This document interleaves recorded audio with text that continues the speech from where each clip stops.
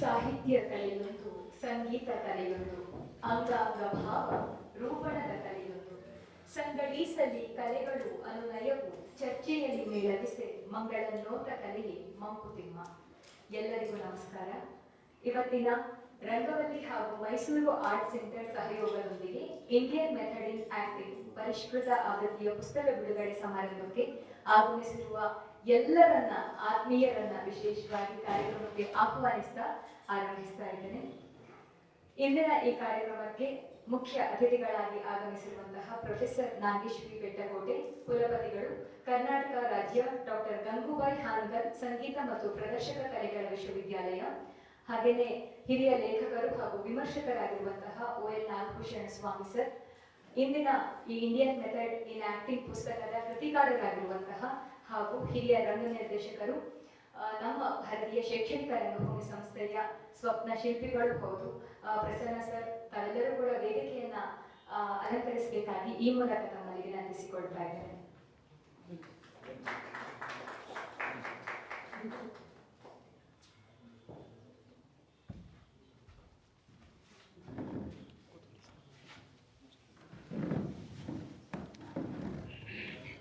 ಆಗಮಿಸಿದ ಸರ್ವರನ್ನ ಸ್ವಾಗತಿಸುವುದು ನಮ್ಮ ಭಾರತೀಯ ಸಭಾ ಪರಂಪರೆಯ ವಾಡಿಕೆ. ಆ ದಿಶೆಯಲ್ಲಿ ಇಂದಿನ ಈ ಕಾರ್ಯಕ್ರಮಕ್ಕೆ ಮುಖ್ಯ ಅತಿಥಿಗಳಾಗಿ ಆಗಮಿಸಿ ನಮ್ಮೊಂದಿಗಿರುವಂತಹ ಪ್ರೊಫೆಸರ್ ನಾಗೇಶ್ ವಿ ಬೆಟ್ಟಕೋಟೆ ಸರ್ ಅವರಿಗೆ, ಹಾಗೆಯೇ OL ನಾಗಭೂಷಣ ಸ್ವಾಮಿ ಸರ್ ಅವರಿಗೆ ಕಾರ್ಯಕ್ರಮಕ್ಕೆ ತುಂಬ ಹೃದಯದ ಸ್ವಾಗತವನ್ನ ಕೋರ್ತಾ ಇದ್ದೇನೆ. ಈ ಕೃತಿಯ ಕೃತಿಕಾರರಾಗಿರುವಂತಹ ಪ್ರಸನ್ನ ಸರ್, ಹಾಗೇನೆ ಸಂಸ್ಥೆಗೆ ಬಹಳ ಪ್ರೀತಿಯಿಂದ ಆಗಮಿಸಿದಂತಹ ವಿಶೇಷ ಆಹ್ವಾನಿತರಿಗೆ ಮೀನಾ ಮೈಸೂರು ಮೇಡಮ್ ಇದ್ದಾರೆ, ಹಾಗೆಯೇ ಸೀಮಂತಿನಿ ಮೇಡಮ್ ಇದ್ದಾರೆ, ಔಟ್ಲುಕ್ ಪತ್ರಿಕೆಯ ಮಾಜಿ ಸಂಪಾದಕರಾಗಿರುವಂತಹ ಕೃಷ್ಣ ಪ್ರಸಾದ್ ಸರ್ ನಮ್ಮೊಂದಿಗಿದ್ದಾರೆ. ಬಹಳಷ್ಟು ಮಂದಿ ಇವತ್ತು ಆಹ್ವಾನಿತರಾಗಿ ನಮ್ಮ ಕಾರ್ಯಕ್ರಮಕ್ಕೆ ಆಗಮಿಸಿ ಶುಭ ಸಂಜೆ ಅರಸ್ ಮಾಡಿದ್ದಾರೆ. ವಿಶೇಷವಾಗಿ ಎಲ್ಲ ಕಾರ್ಯಕ್ರಮಕ್ಕೆ ಆಗಮಿಸಿರುವುದು ನಿಜಕ್ಕೂ ಸಂತೋಷದ ವಿಷಯ. ತಮಗೆ ಆತ್ಮೀಯವಾದಂತಹ ಸ್ವಾಗತವನ್ನ ಕೋರ್ತಾ ಇದ್ದೇನೆ. ಹಾಗೆಯೇ ಈ ಸುದ್ದಿಯನ್ನ ಲೋಕಕ್ಕೆ ತಿಳಿಸುವಂತಹ ಒಂದು ಮಾಧ್ಯಮ ಮಿತ್ರರು ಕೂಡ ನಮ್ಮೊಂದಿಗಿದ್ದಾರೆ. ಅವರಿಗೂ ಕೂಡ ಸಂಸ್ಥೆಯ ಸದಸ್ಯರು ಕಳೆದ ಕೆಲ ದಿನಗಳಿಂದ ವಿಶೇಷವಾಗಿ ಈ ಪುಸ್ತಕ ಬಿಡುಗಡೆಯ ಕಾರ್ಯಕ್ರಮಕ್ಕೆ ಸಜ್ಜುಗೊಳಿಸ್ತಾ ಇರುವಂತಹ ಸದಸ್ಯರು ವಿಶೇಷವಾಗಿ ಕಾರ್ಯಕ್ರಮಕ್ಕೆ ತುಂಬ ಹೃದಯದ ಸ್ವಾಗತವನ್ನ ಕೋರ್ತಾ ಕಾರ್ಯಕ್ರಮವನ್ನ ಮತ್ತೆ ಮುಂದುವರಿಸ್ತಾ ಇದ್ದಾರೆ. ನೇರವಾಗಿ ಪುಸ್ತಕ ಬಿಡುಗಡೆ ಕಾರ್ಯಕ್ರಮಕ್ಕೆ ಮುಂದಡಿ ಇಡ್ತಾ ಇದ್ದಾರೆ. ಪುಸ್ತಕವನ್ನು ಬಿಡುಗಡೆ ಮಾಡಬೇಕಾಗಿ ವೇದಿಕೆಯ ಗಣ್ಯರಲ್ಲಿ ವಿನಂತಿಸಿಕೊಳ್ತಾ ಇದ್ದೇನೆ.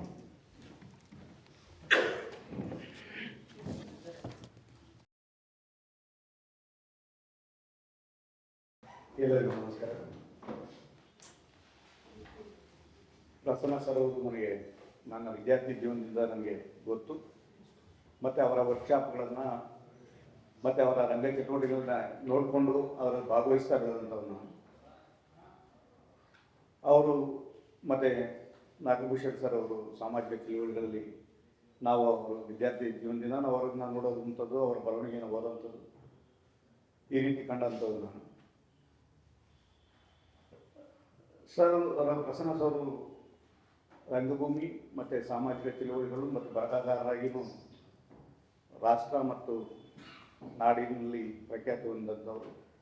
ಅವರು ಬೇರೆ ಬೇರೆ ಕಾಯಕಗಳಲ್ಲಿ ತೊಡಗಿಸ್ಕೊಂಡ್ರು ಸಹ ಅವರು ಸದಾ ನಮಗೆ ರಂಗಭೂಮಿಯ ಒಬ್ಬ ದೊಡ್ಡ ನಿರ್ದೇಶಕನಾಗಿ ನಾವು ಕಂಡಿತ್ತು.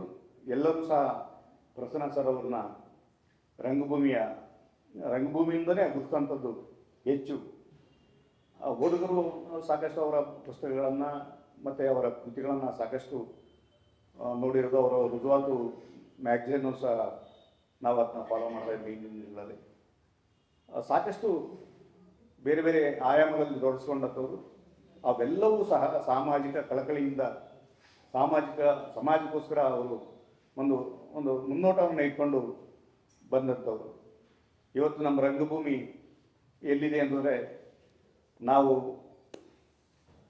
ಈ ಬಹು ಮಾಧ್ಯಮ ಏನಿದೆ ಅದಕ್ಕೆ ತಯಾರಿ ಮಾಡುವಂಥ ನಿಟ್ಟಿನಲ್ಲಿ ರಂಗಭೂಮಿ ಕೆಲಸ ಮಾಡ್ತಾ ಇದೆ. ಪ್ರತಿಯೊಬ್ಬರು ದೊಡ್ಡ ದೊಡ್ಡ ರಂಗ ನಾಟಕರು ಮತ್ತು ನಿರ್ದೇಶಕಗಳು ಎಲ್ಲರೂ ಒಂದೆರಡು ನಾಟಕ ಬರೆದ್ರೆ ಒಂದು ನಾಟಕ ಬರೆಯುವಂಥದ್ದು, ದೊಡ್ಡ ನಾಟಕಕಾರ ಅಂತ ಅನ್ಸ್ಕೊಳ್ಳೋವಂಥದ್ದು, ಒಂದು ನಾಟಕ ನಿರ್ದೇಶನ ಮಾಡೋದು, ದೊಡ್ಡ ನಿರ್ದೇಶಕ ಅನ್ಸ್ಕೊಳ್ಳೋವಂಥದ್ದು. ಅದಕ್ಕೆ ಆ ಹಿನ್ನೆಲೆಯಲ್ಲಿ ಏನೇನು ಕೆಲಸ ಮಾಡಬೇಕು ಅದನ್ನೆಲ್ಲ ಕೆಲಸಗಳನ್ನು ಮಾಡೋದಕ್ಕೆ ಪ್ರಯತ್ನ ಪಡುವಂಥ ಜನ ಹೆಚ್ಚು ಕಾಣ್ತಾ ಇದ್ದೀವಿ ನಾವು. ರಂಗಭೂಮಿಗೆ ಬದ್ಧತೆಯಿಂದ ದುಡಿಯುವಂಥವರು ತೀರಾ ವಿರಳ. ಇವತ್ತು ನಮಗೆ ಆ ಕೊರತೆ ಎದ್ದು ಕಾಣ್ತಾ ಇದೆ. ಕಲಿಕಾ ರಂಗಭೂಮಿ ಅಂತೂ ಸಂಪೂರ್ಣವಾಗಿ ಅದು ಒಂಥರ ಪತನನೇ ಆಗಿದೆ ಅಂತಂದ್ಬಿಟ್ಟು ಹೇಳ್ಬೋದು. ಕಲಿಕಾ ರಂಗಭೂಮಿಯೇ ಇಲ್ಲ, ಎಲ್ಲ ಆಗಿಂದಾಗೆ ಬರುವಂಥದ್ದು, ಮರೆಯಾಗುವಂಥದ್ದು, ಇದಾಗಿ ನಡೀತಾ ಇದೆ. ಇಂಥ ಸಾಕಷ್ಟು ಅಂದರೆ ಈ ಕಲಿಕಾ ರಂಗಭೂಮಿಗೆ ಮತ್ತು ರಂಗಭೂಮಿಯನ್ನು ಕಲಿತು ರಂಗಭೂಮಿಯಲ್ಲಿ ತೊಡಸ್ಕೊಬೇಕು ಅಂತಂಥ ಮಹದಾಸೆ ಸಾಕಷ್ಟು ರಂಗಕರ್ಮಿಗಳು ಇದ್ದರೂ ಸಹ ಹೆಚ್ಚು ತಾವು ಬದುಕಬೇಕು, ಈ ಸಮಾಜದ ಈ ಜಾಗತೀಕರಣದ ಈ ಸಮಾಜದಲ್ಲಿ ಅಥವಾ ಬೇರೆ ಬೇರೆ ವಿಲಾಸಿ ಜೀವನದ ಕಡೆ ಗಮನ ಕೊಡ್ತಾ ಅವುಗಳತ್ತ ದಾಪುಗಾಲು ಹಾಕೋದು ಆಗಿದ್ದು ವಿನಃ ರಂಗಭೂಮಿಯ ಒಂದು ನೆಲೆಯನ್ನು ಯೋಚನೆ ಮಾಡಿ ಅದರ ಅಗತ್ಯತೆ ಏನು ಅಂತ ಮರೆಯೋದಲ್ಲ, ಯಾರು ತಿಳಿಲಿಕ್ಕೆ ಪ್ರಯತ್ನ ಪಡ್ತಾ ಇಲ್ಲ ಅಂತ ಅಂದ್ಬಿಟ್ಟು ನನ್ನ ಭಾವನೆ. ಏನು ಸರ್ಕಾರಿ ಸಂಸ್ಥೆಗಳಾಗ್ಬೋದು, ಶಾಲಾ ಕೇಂದ್ರಗಳಾಗ್ಬೋದು, ಹಿಂದಿನ ದಿನದಲ್ಲಿ ಇದ್ದಂಥ NSC ಇವತ್ತು ಯಾವ ದಿಕ್ಕಿಗೆ ಹೋಗ್ತಾ ಇದೆ ಅಂತ ಅನ್ನೋದು ನಾವು ನೋಡ್ತಾ ಇದ್ದೀವಿ. ಎಲ್ಲ ಕಲಿಕಾ ಕ್ಷೇತ್ರಗಳು ನಾವು ಹೆಸರು ಮಾಡೋದ್ರೆ ಅದು ಒಂದು ಬೇರೆ ಒಂದು ಏನು ದೊಡ್ಡ ವಿವಾದಕ್ಕೆ ಉಂಟು ಮಾಡಿದಂಗೆ ಆಗುತ್ತೆ ಹೆಸರು ಹೇಳಕ್ಕೆ ಹೋದರೆ. ಆದರೆ ಸಂಸ್ಥೆಗಳು ನಿಮ್ಮೆಲ್ಲರಿಗೂ ಗೊತ್ತಿದೆ, ರಂಗ ಕಲಿಕಾ ಸಂಸ್ಥೆಗಳು ಯಾವ್ಯಾವ ಇದ್ದಾವೆ, ರಂಗ ಶಾಲೆಗಳು ಯಾವ್ಯಾವ ಇದ್ದಾವೆ. ಅವು 50-60 ವರ್ಷದ ದಶಕದಿಂದ ಇದ್ದರೂ ಸಹ ಅವು ಎಷ್ಟು ಕೊಡುಗೆಯನ್ನು ಕೊಟ್ಟಿದ್ದಾವೆ, ಏನು ಕೊಡ್ತಾ ಇದ್ದಾವೆ, ಇವತ್ತು ನಮಗೆ ಬೇಕಾದಂಥದ್ದು ಅಲ್ಲಿ ಸಿಗ್ತಾ ಇದೆಯೇ ಇಲ್ವಾ ಅಂತನ್ನೋಂಥದ್ದು. ಮತ್ತು ಇನ್ನೊಂದು ಕಡೆ ಅವುಗಳಿಗೆ ಪೂರಕವಾಗಿ ಸರ್ಕಾರವೇ ಆಗಲಿ ಸಮಾಜವಾಗಲಿ ಏನನ್ನು ಕೊಡ್ತಾ ಇದೆ, ಅವರು ಸಮಾಜಕ್ಕೆ ಏನನ್ನು ಕೊಡ್ತಾ ಇದ್ದಾರೆ ಅಂತ ಅನ್ನೋಂಥದ್ದು ಪ್ರಶ್ನಾತ್ಮಕ ಚಿಹ್ನೆ ಆಗಿದೆ. ಇವತ್ತು ಬೇರೆ ಬೇರೆ ಒಂದು ಬಹಳ ಮಹದಾಸೆಯನ್ನು ಇಟ್ಕೊಂಡು ಸಮಾಜಕ್ಕೆ ಹೊರತಾಗಲಿ ರಂಗಭೂಮಿಗೆ ಹೊರತಾಗಲಿ ಅಂತ ಪ್ರಸನ್ನ ಸರ್ ಅವರು ಸಾಕಷ್ಟು ಕೆಲಸಗಳನ್ನು ಸಾಕಷ್ಟು ಯೋಜನೆಗಳನ್ನು ಮಾಡಿದರೆ ಸಾಕಷ್ಟು ಅಲ್ಲಿ ಸಕ್ಸಸ್ ಆಗಿದ್ದಾರೆ. ಆಗ ಇತ್ತೀಚಿನ ದಿನಗಳಲ್ಲಿ ಎಲ್ಲ ಅಂತಾರೆ ಪ್ರಾಯೋಗಿಕತ್ವದ ರಂಗಭೂಮಿಗೆ ಅಥವಾ ರಂಗ ತಂಡಗಳಿಗೆ ಹೆಚ್ಚಿನ ಆದ್ಯತೆ, ಅದನ್ನು ಸಹ ಯಾರು ನೋಡೋಕೆ ಹೋಗೋದಿಲ್ಲ, ಅಲ್ಲಲ್ಲಿ ಮರೆಯಾಗ್ತವೆ. ಆದರೂ ಸಹ ಅಂಥವುಗಳಿಗೆ ಹೆಚ್ಚು ಏನು ಸರ್ಕಾರದ ಅನುದಾನ ಸಿಗುತ್ತೆ. ಸಮಾಜದ್ದು ಅಷ್ಟು ಒಂದು ಕಾಣ್ತಾ ಇಲ್ಲ, ಆದರೆ ಒಂದು ಜಾತ್ರೆ ಇದ್ದಾಗೆ ಬರೋದು ಹೋಗೋದು ಈ ಥರದ್ದು ಆಗ್ತಾ ಇದೆ. ಆದರೆ ಅಂದಿನಿಂದ ಇಂದಿನವರೆಗೆ 40-50 ದಶಕಗಳಿಂದ ಪ್ರಸನ್ನ ಸರ್ ಅವರು ಈ ರಂಗಭೂಮಿಗೋಸ್ಕರ ಸಾಕಷ್ಟು ಕೊಟ್ಟಿದ್ದಾರೆ, ಇವತ್ತಿಗೂ ಕೊಡುವಂಥ ಪ್ರಯತ್ನ ಮಾಡ್ತಾ ಇದ್ದಾರೆ. ನಟನೆಯ ಪಾಠಗಳು ನಮ್ಮ ಎಲ್ಲ ವಿದ್ಯಾರ್ಥಿಗಳಿಗೆ ತುಂಬ ಉತ್ತಮವಾದಂಥ ಪುಸ್ತಕ ಆಗಿತ್ತು. ಅವರು ಎಷ್ಟು ಮನುಷ್ಯ ಸದಾ ಅದರಲ್ಲೇ ತೊಡಸ್ಕೊಂಡಿದ್ದಾರೆ. ಅವರು ತಮ್ಮ ಬೇರೆ ಅಂತಾರೆ ಬೇರೆ ಉದ್ಯೋಗಕ್ಕೆ ಹೋಗುವಂಥ ಬಯಸುವಂಥವ್ರು, ಉದ್ಯೋಗಗಳು ಬಯಸುವಂಥವ್ರು, ಅಥವಾ ನಾವು ಏನು ಕೊಟ್ಟಿದ್ದೀವಿ, ಏನು ಬೆಳೀತಾ ಇದ್ದೀವಿ, ನಾವೇನು ಮಾಡಬೇಕು ಅಂತ ಅಂದ್ಬಿಟ್ಟು ಜಗತ್ತಿನಲ್ಲಿ ಎಲ್ಲವನ್ನೂ ಹುಡುಕೊಂಡು ಓಡೋಂಥ ಜನಗಳ ಮಧ್ಯದಲ್ಲಿ ಪ್ರಸನ್ನ ಸರ್ ಅಂತವರು ತುಂಬ ವಿರಳ. ಅವರು ಸದಾ ರಂಗಭೂಮಿಗೆ ಮತ್ತು ಸಮಾಜದ ಕಳಕಳಿಗೆ ಒಂದಲ್ಲ ಒಂದು ಯೋಜನೆಗಳನ್ನ ಹಾಕ್ಕೊಂಡು ಬಂದಂಥವರು ಇವತ್ತು ನಮಗೆ ದಾರಿದೀಪ ಆಗಿದ್ದಾರೆ ರಂಗಭೂಮಿನಲ್ಲಿ. ಆದರೆ ನಾವು ಯುವಜನತೆ ಮತ್ತು ರಂಗ ಸಂಘಟಕರು, ರಂಗ ನಿರ್ದೇಶಕರುಗಳು ಅವರಲ್ಲಿ ಕನಿಷ್ಠ ಒಂದು 50% ಆದರೂ ಅಥವಾ 25% ಆದರೂ ನಾವು ಅವರನ್ನು ಅನುಸರಿಸಿದರೆ ರಂಗಭೂಮಿ ಇವತ್ತು ನಮ್ಮ ಕನ್ನಡ ರಂಗಭೂಮಿ ಅತ್ಯುನ್ನತ ಅಂದರೆ ತುಂಗ ತಲುಪ್ತಾ ಇದ್ದೀವಿ ಅಂತಂದ್ರೆ ನನ್ನ ಭಾವನೆ. ಆದ್ರೂ ಸಹ ಇವತ್ತು ಅವರ ನಾಟಕಗಳಾಗ್ಬೋದು, ಅವರ ನಿರ್ದೇಶನ ಮಾಡಿದಂಥ ಮತ್ತು ಸಮುದಾಯದಲ್ಲಿ ಇದ್ದಂಥ ಸಂದರ್ಭದಲ್ಲಿ ಅವರು ಮಾಡಿದಂತಹ ಕಾರ್ಯಗಳಾಗ್ಬೋದು, ಕಾರ್ಯ ಅಂತಂದರೆ ಹೋರಾಟ ಆಗ್ಬೋದು, ಆ ಹೋರಾಟಗಳಂದರೆ ಆ ತುರ್ತು ಪರಿಸ್ಥಿತಿಯ ಸಂದರ್ಭದಲ್ಲಿ ಅವ್ರು ಮಾಡಿದಂಥ ಮತ್ತು ನಿರ್ದೇಶನ ಮಾಡಿದಂಥ ಪ್ರದರ್ಶನಗಳಾಗ್ಬೋದು, ಅವೆಲ್ಲವನ್ನು ನಾವು ನೆನೀತಾ ಹೋದರೆ ನಾವು ಏನು ಮಾಡ್ತಾ ಇದ್ದೀವಿ, ನಾವು ಮಾಡ್ತಾ ಇರೋದು ಕನಿಷ್ಠ 10% ಸಹ ನಾವು ಏನು ಮಾಡ್ತಾ ಇಲ್ಲ. ಎಲ್ಲ ನಮ್ಮ ಸ್ವಾರ್ಥಕ್ಕೆ ಅಥವಾ ನಮ್ಮ ಹೆಸರು ಗಳಿಸೋದಕ್ಕೆ ನಾವು ಮಾಡ್ತಾ ಇದ್ವಿ ಅಂತ ಅಂದ್ಬಿಟ್ಟು ನಾನಾದ್ರು ಭಾವಿಸ್ತೇನೆ. ಏನೇ ಆಗಲಿ ಈ ಸಂದರ್ಭದಲ್ಲಿ ನನ್ನನ್ನು ಈ ಕಾರ್ಯಕ್ರಮಕ್ಕೆ ಕರೆದಿದ್ದಕ್ಕಾಗಿ ಮೊದಲಿಗೆ ರಾಜೇಶ್ ಮತ್ತು ಪ್ರಸನ್ನ ಸರ್ ಅವರಿಗೆ ನಾನು ನನ್ನ ಕೃತಜ್ಞತೆಗಳನ್ನು ಸಲ್ಲಿಸ್ತೇನೆ. ಹಾಗೆ ಒಂದು ನಾಗಭೂಷಣ್ ಸರ್ ಜೊತೆಗೆ ಒಟ್ಟಿಗೆ ನಾನು ಈ ವೇದಿಕೆ ಹಂಚಿಕೊಳ್ಳಲಿಕ್ಕೆ ನಾನು ತುಂಬ ಖುಷಿ ಪಡ್ತೀನಿ ಅಂತ ಹೇಳ್ತಾ, ಪ್ರಸನ್ನ ಸರ್ ಅವರು ರಂಗಭೂಮಿಗೆ ಇದೇ ರೀತಿಯಾಗಿರುವಂಥ ಕೊಡುಗೆಗಳನ್ನು ಕೊಡ್ತಾ ಇರಲಿ, ಮತ್ತಷ್ಟು ಕೊಡಲಿ ಅಂತ ನಾನು ಅವರಲ್ಲಿ ಕೇಳ್ಕೊಳ್ತಾ ನನ್ನ 2 ಮಾತುಗಳನ್ನು ಮುಗಿಸ್ತೇನೆ. ನಮಸ್ಕಾರ. ರಂಗಭೂಮಿಯ ಅಗತ್ಯವನ್ನ ತನ್ನ ಮಾತುಗಳಲ್ಲಿ ತಿಳಿಸಿಕೊಟ್ಟಂತಹ ಪ್ರೊಫೆಸರ್ ನಾಗೇಶ್ವರಿ ಬೆಟ್ಟಕೋಟೆ ಸರ್, ತಮ್ಮ ಮಾತುಗಳಿಗಾಗಿ ಧನ್ಯವಾದಗಳು. ನಟನೆಯಲ್ಲಿ ಭಾರತೀಯ ಪರಂಪರೆ ಎಂಬುದಿದೆಯೇ ಎಂಬ ವಿಷಯದ ಕುರಿತು ಹಿರಿಯ ಲೇಖಕರು ಹಾಗೆಯೇ ವಿಮರ್ಶಕರಾಗಿರುವಂತಹ ಪ್ರೊಫೆಸರ್ ವೆಲ್ ನಾಗಭೂಷಣ್ ಸ್ವಾಮಿ ಸರ್, ತಮ್ಮ ಮಾತುಗಳಿಗಾಗಿ ಈಗ ಸಮಯ. ನಮಸ್ಕಾರ. ಪ್ರೊಫೆಸರ್ ನಾಗೇಶ್ ಬೆಟ್ಟಕೋಟೆ ಅವರೇ, ಪ್ರಸನ್ನ ಅವರೇ ಮತ್ತು ಸ್ನೇಹಿತರೆ, ನಾನು ಬಹಳ ಹೊತ್ತು ಮಾತಾಡಲ್ಲ, 3 ಅಂಶಗಳು ಮಾತ್ರ ತಮ್ಮ ಜೊತೆಗೆ ಹಂಚಿಕೊಳ್ತೇನೆ. ಮೊದಲನೇದು, ಪ್ರಸನ್ನ ಅವ್ರನ್ನ ನಾನು 74-75 ಸುಮಾರಿನಲ್ಲಿ ಮೈಸೂರಲ್ಲಿ ಮೊದಲನೇ ಸರಿ ನೋಡಿದ್ದು. ತಾಯಿ ನಾಟಕ ಮಾಡಿಸೋದಕ್ಕೆ ಬಂದಿದ್ದರು. ಆ ನಾಟಕದಲ್ಲಿ ನಾನು ಒಂದು 4 ಮಾತಿರೋ ಸಣ್ಣ ಪಾತ್ರ ಮಾಡಿದ್ದೆ. ಆ 1 ತಿಂಗಳು ರಿಹರ್ಸಲ್ ಇತ್ತಲ್ಲ, ಆ ರಿಹರ್ಸಲ್ ಹೋಗ್ತಾ ಹೋಗ್ತಾ ಬಹಳ ದೊಡ್ಡ ಪಾಠಗಳನ್ನು ಕಲ್ತ್ಕೊಂಡೆ. ಹಾಗೆ ಪ್ರಸನ್ನ ಅವರು ನನಗೆ ಥಿಯೇಟರ್ನ ದೀಕ್ಷೆಯನ್ನು ಕೊಟ್ಟ ಗುರು. ಅದರಿಂದ ನಾನು ಪಾಠ ಮಾಡೋದ್ರ ಮೇಲೆ ಬೇಕಾದಷ್ಟು ಪರಿಣಾಮಗಳಾದವು.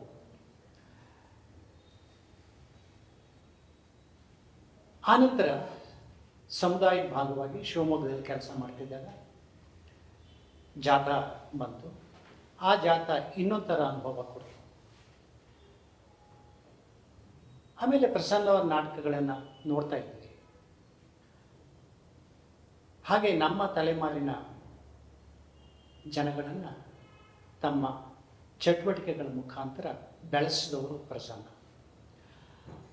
ಅದರ ಜೊತೆಗೆ ಅವರು ಬರೀ ಕಲಾವಿದರೋ ಅಥವಾ ನಿರ್ದೇಶಕರೋ ಮಾತ್ರ ಅಲ್ಲದೆ ಯೋಚನೆ ಮಾಡಬಲ್ಲ, ಮಾಡಿದ್ದನ್ನು ಬರೆಯಬಲ್ಲ, ಮತ್ತು ಬೇರೆ ಬೇರೆ ಸಂಸ್ಥೆಗಳನ್ನು ಹುಟ್ಟು ಹಾಕುವ ಚೈತನ್ಯ ಇರುವಂಥವರು.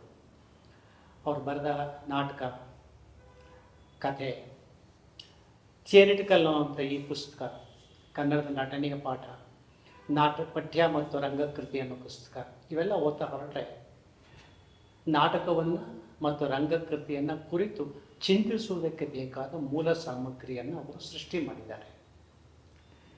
ಹಾಗೆ ಇನ್ನೊಂದು ಕಡೆ ಕೆ ವಿ ಸುಬ್ಬಣ್ಣ ಅವರು ಭರತನಾಟ್ಯಶಾಸ್ತ್ರ ಅನುವಾದ ಮಾಡಿದ್ದಿರ್ಬೋದು, ಅಲ್ಲಿ ರಂಗಶಿಕ್ಷಣ ಸಂಸ್ಥೆ ಮಾಡಿದ್ದು ಇತ್ಯಾದಿ.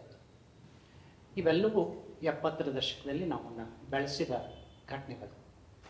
ಇತ್ತೀಚೆಗೆ ರಂಗಭೂಮಿಯ ಬಗ್ಗೆ ಗಂಭೀರವಾದ ಪುಸ್ತಕ ಬರೋದೇ ಕಡಿಮೆ ಆಯಿತು ಅಂತ ಅನ್ನಿಸ್ತಿದ್ದಾಗ ಹೆಗ್ಗೋಡು ಶ್ರೀಧರ್ ಅನುವಾದ ಮಾಡಿದ ಪಾತ್ರ ಪ್ರವೇಶ ಅನ್ನೋ ಪುಸ್ತಕವನ್ನು ನೋಡಿದೆ, ಸ್ಟಾನಿಸ್ಲಾವ್ಸ್ಕಿ.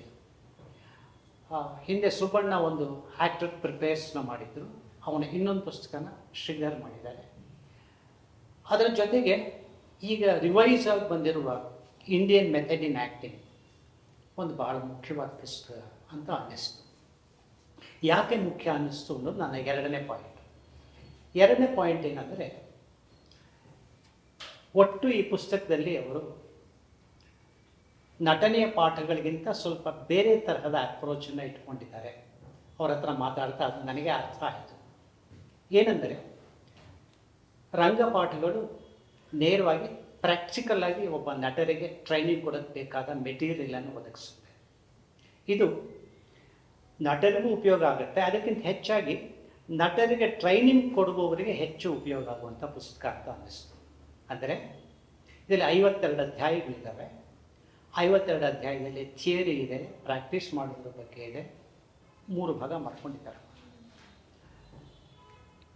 ಈ ಪುಸ್ತಕದ ತಳಹದಿ ಏನಿರಬಹುದು ಅಂತ ಯೋಚನೆ ಮಾಡ್ತಿದ್ದಾಗ ಕಳೆದ ವಾರ ಇಲ್ಲೇನೆ ತೇಜಸ್ವಿ ಅವ್ರ ಜೊತೆ ಮಾತಾಡ್ತಾ ಇದ್ದ ಪ್ರಸಂಗದ ನೆನಪು ಬಂತು.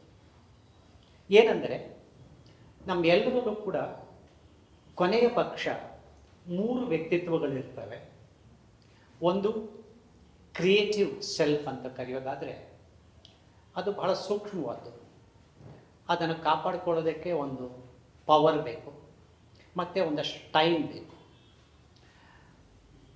ನಮ್ಮ ಮೈಂಡು ಕ್ರಿಯೇಟಿವ್ ಕೆಲಸದಲ್ಲಿ ತೊಡಗಿದ್ದಾಗ ಒಂದು ಸಣ್ಣ ಘಟನೆಯೂ ಸಾಕು ವಿಚಲಿತ ಮಾಡಿಬಿಡ್ಬೋದು.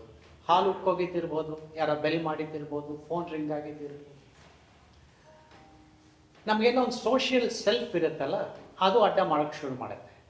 ಸೊ ನಾನೀಗ ಪದ್ಯ ಬರೆಯೋಕ್ಕಾಗಲ್ಲ ಅಥವಾ ನಾಟಕ ಬರೆಯೋಕ್ಕಾಗಲ್ಲ, ಮತ್ತೇನೋ ಮಾಡೋಕ್ಕಾಗಲ್ಲ, ಯಾರಿಗೋ ಫೋನ್ ಮಾಡಬೇಕು, ಇನ್ನೆಲ್ಲೋ ಹೋಗಬೇಕು.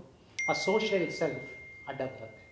ನಮ್ಮ ಕ್ರಿಯೇಟಿವಿಟಿಗೆ ಅಡ್ಡ ಬರೋದು ಹೊರಗಡೆಗಿಂತ ಹೆಚ್ಚಾಗಿ ನಮ್ಮ ಒಳಗೆ ಇರುವ ಸೋಷಿಯಲ್ ಸೆಲ್ಫ್ ಇರ್ಬೋದು.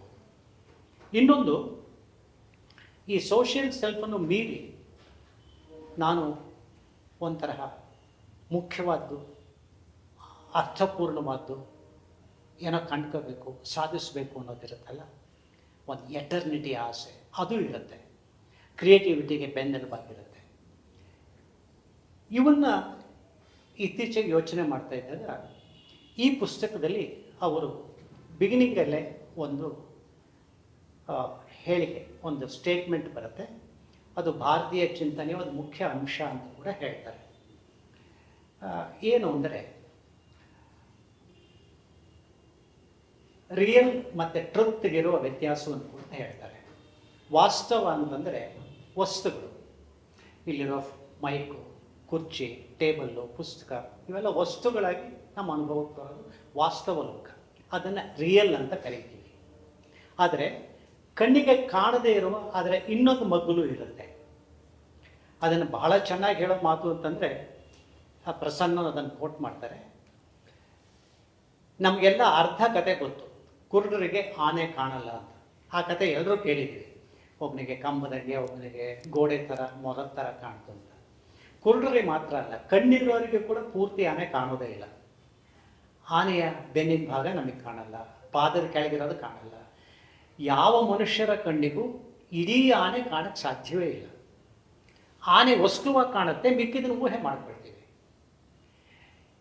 ಹೀಗೆ ಬಂದಾಗ ಪ್ರಸನ್ನ ಮಾಡೋ ಡಿಸ್ಟಿಂಕ್ಷನ್ ಎಲ್ಲಿ ಮುಖ್ಯ ಆಯಿತು ಅಂತಂದರೆ, ನಮ್ಮಲ್ಲಿ 3 ಪದ ಇದ್ದಾವೆ. ಸತ್ಯ ಅನ್ನೋದನ್ನು ಕುರಿತು ಕಾಮಿತ ಸತ್ಯ, ಭಾವಿತ ಸತ್ಯ ಮತ್ತು ಕಲ್ಪಿತ ಸತ್ಯ ಅಂತ 3 ಪದಗಳನ್ನು ಬಳಸ್ತಾರೆ.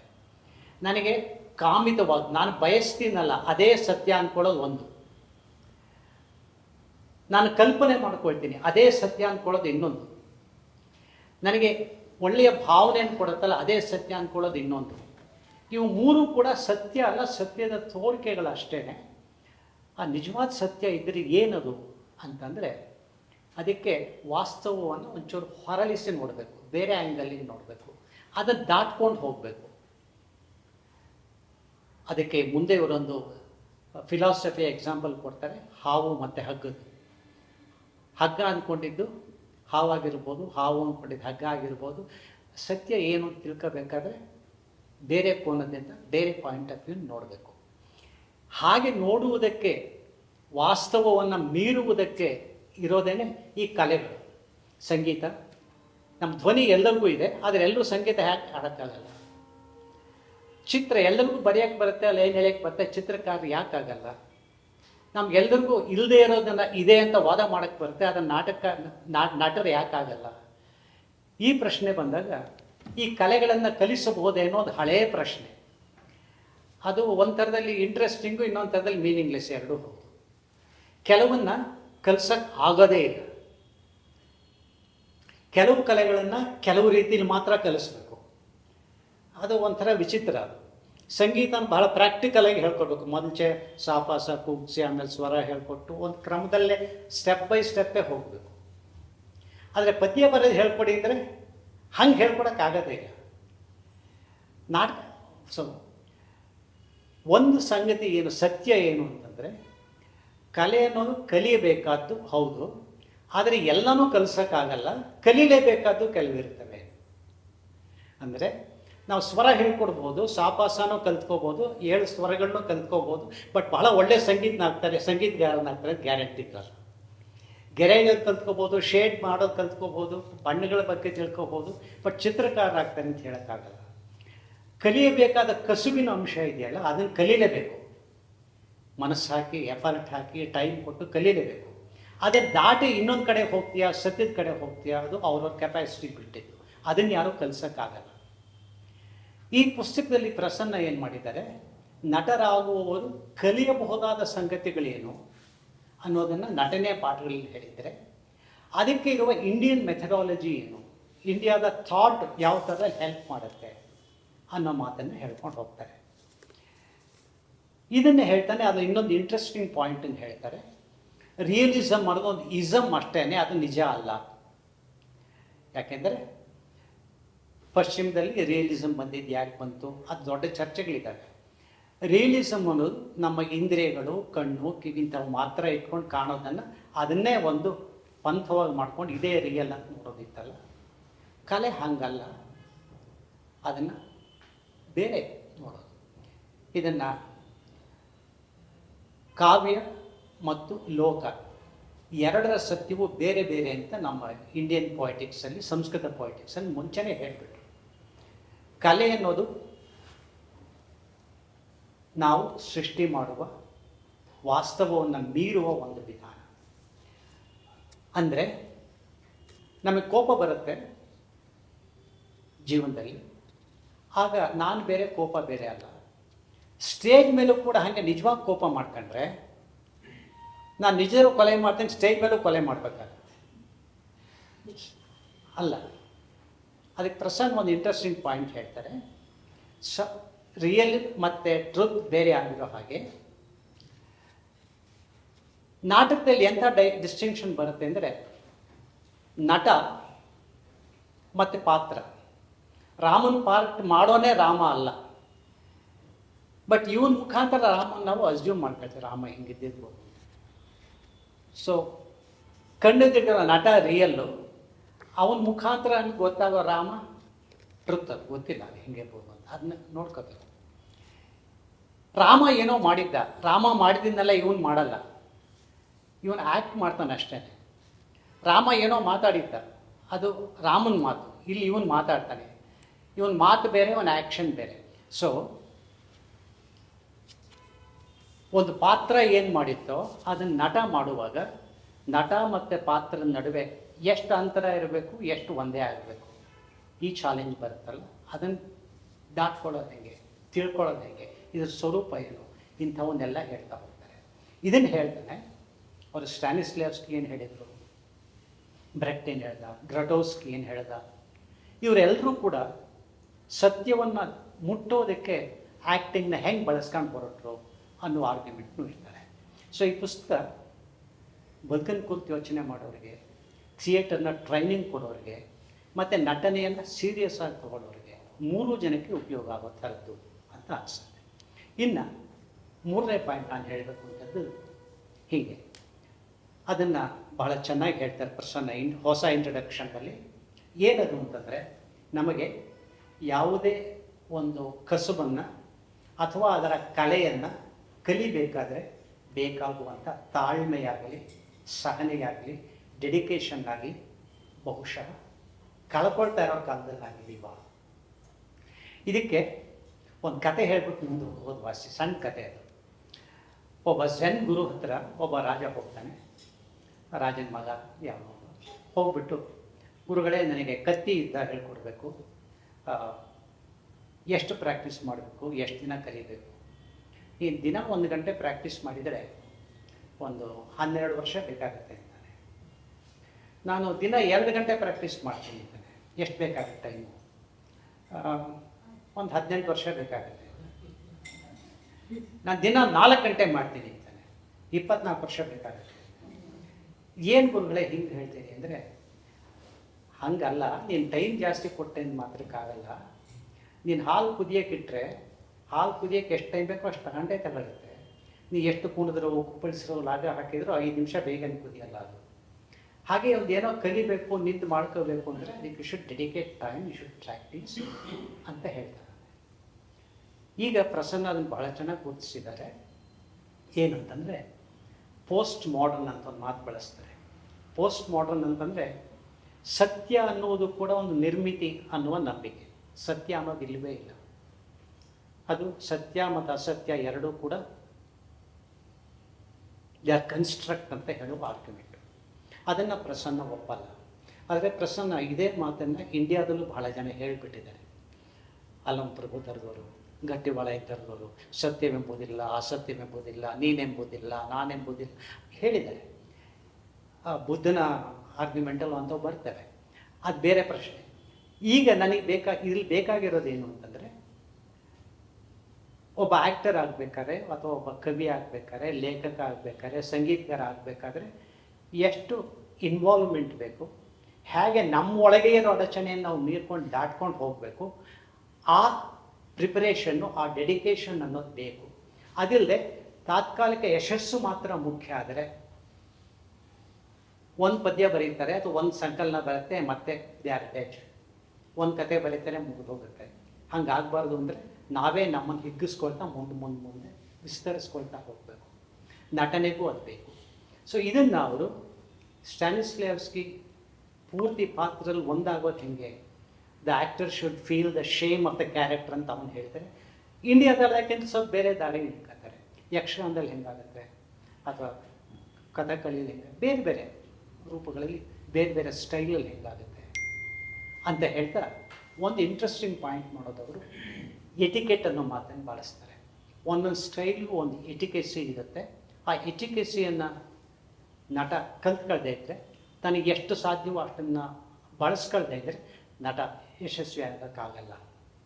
ಇದು ನನಗೆ ಬಹಳ ಚೆನ್ನಾಗಿ ಗೊತ್ತಾಗಿದ್ದು ಯಾವಾಗ ಅಂತಂದರೆ, ಗಾಂಧಿ ಫಿಲ್ಮ್ನ ಇಂಗ್ಲೀಷಲ್ಲಿ ಫಸ್ಟ್ ನೋಡಿದ್ದೆ, ಆಮೇಲೆ ಹಿಂದಿ ವರ್ಷನ್ ನೋಡಿದಾಗ ಇಟ್ ವಾಸ್ ಸೋ ಆಕ್ವರ್ಡ್. ಯಾಕೆಂದರೆ ಇಂಗ್ಲೀಷ್ ಭಾಷೆಯಲ್ಲಿ ಮಾಡಿದ ನಟರಿಗೆ ಅವರ ಬಾಡಿ ಮೂವ್ಮೆಂಟ್ಗೂ ಇಂಗ್ಲೀಷ್ ಭಾಷೆಗೂ ಹೊಂದಿಕೆ ಆಗ್ತಿತ್ತಲ್ಲ, ಆ ಭಾರತೀಯರಲ್ಲದ ನಟರು ಅವರ ಬಾಡಿ ಗೆಸ್ಚರ್ಗೂ ಹಿಂದಿ ಭಾಷೆಗೂ ಹೊಂದಿಕೆನೇ ಆಗ್ತಿರಲಿಲ್ಲ ಅಂಥವು. ಅಂದರೆ ನಟ ಆಗಬೇಕಾದ್ರೆ ಒಂದು ಗೆಸ್ಚರ್ನ ಹೆಂಗೆ ಪ್ರಾಕ್ಟೀಸ್ ಮಾಡಬೇಕು, ಒಂದು ಸ್ಟಾನ್ಸ್ ಅಥವಾ ನಿಲುವನ್ನು ಹೆಂಗೆ ಕಲ್ತ್ಕೋಬೇಕು, ಆಂಗಿಕಕ್ಕೆ ಎಷ್ಟೇ ಇಂಪಾರ್ಟೆನ್ಸು, ವಾಚಕಕ್ಕೆ, ಹೀಗೆ ಒಂದು ಭರತನಾಟ್ಯಶಾಸ್ತ್ರನೂ ಇಟ್ಕೊಂಡು ಜಗತ್ತಿನ ಬೇರೆ ಬೇರೆ ಥಿಯರಿಗಳನ್ನು ಇಟ್ಕೊಂಡು ಅದರ ಒಂದು ಥಿಯರಿಟಿಕಲ್ ಮತ್ತು ಪ್ರಾಕ್ಟಿಕಲ್ ಎರಡೂ ಅಂಶವನ್ನು ಸೇರಿಸಿ ಈ ಪುಸ್ತಕನ ಬರೆದಿದ್ದಾರೆ. ಸೊ ಈ ಪುಸ್ತಕ ಉಪಯೋಗ ಮಾಡಿಕೊಂಡ್ರೆ ತುಂಬ ಉಪಯೋಗ ಆಗುತ್ತೆ, ಇಲ್ಲ ಅಂದರೆ ಬೋರ್ ಹೊಡಿಸುತ್ತೆ. ಸೊ ಇದು ನನಗೆ ಗೊತ್ತಿದ್ದಂಗೆ ಇಂಗ್ಲೀಷಲ್ಲಿ ಸುಮಾರು 7-8 ಎಡಿಷನ್ ಬಂದಿರ್ಬೋದು, ಆಮೇಲೆ ಕನ್ನಡದಲ್ಲೂ ಅದು ಬಳಕೆ ಆಗ್ತಾಯಿದೆ. ಇಂಥ ಒಂದು ಪುಸ್ತಕ ನಮ್ಮ ತಿಳುವಳಿಕೆ ಬೆಳೆಯೋದಕ್ಕೆ, ರಂಗಭೂಮಿ ಬಗ್ಗೆ ಹೊಸ ಯೋಚನೆ ಮಾಡೋಕ್ಕೆ ಸಹಾಯ ಆಗಬೇಕು ಅಂತಂದರೆ, ಜಗತ್ತೆಲ್ಲ ನಾಳೆ ಕೂತ್ಕೊಂಡು ಈ ಪುಸ್ತಕ ಬಗ್ಗೆ ಮಾತಾಡ್ತಾರೆ ಅಂದರೆ ಸುಳ್ಳು, ಆಗಲ್ಲ. ನಾನೇ ಈ ಪುಸ್ತಕ ನೋಡಿರಲಿಲ್ಲ ಹೇಳ್ತೀನಿ, ಯಾಕೆಂದರೆ ನನ್ನ ನೇರವಾದ ಫೀಲ್ಡ್ ಅಲ್ಲ ಸರ್. ನೀವು ಹೇಳಿದ ಮೇಲೆ ನೋಡಿದ ಮೇಲೆ ಬಹಳ ಸಂತೋಷ ಆಯಿತು. ಇಂಥದ್ದೊಂದು ಪುಸ್ತಕ ಬೇಕಾಗಿತ್ತು. ಆ ಒಂದು ಕೊರತೆಯನ್ನು ಈ ಪುಸ್ತಕ ತುಂಬಿಕೊಟ್ಟಿದೆ. ಇದರ ಮಿತಿಗಳೇನಿರ್ಬೋದು, ಮತ್ತೇನು ಮಾಡೋದು ಅದು ಬೇರೆದೇ ಚರ್ಚೆ.